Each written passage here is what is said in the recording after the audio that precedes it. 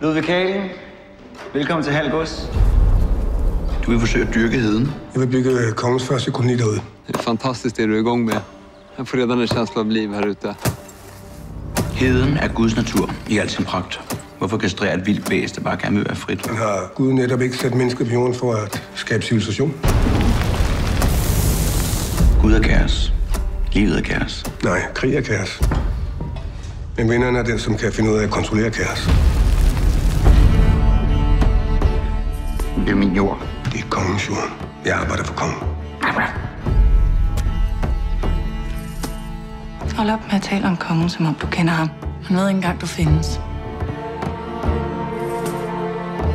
Og du kommer til at lykkes med at bygge din koloni derude? Ja. Hvis du bekriger ham, så risikerer du alt. Schenkel stopper ikke, før han er vundet.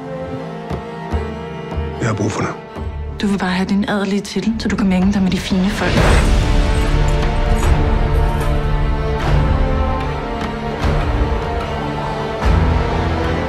Jeg må væk herfra.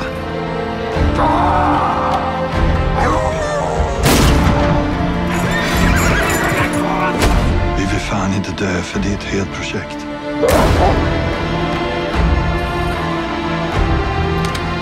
Hold dig væk fra heden. Er det forstået? Kaos, Ludvig. Livet er kaos.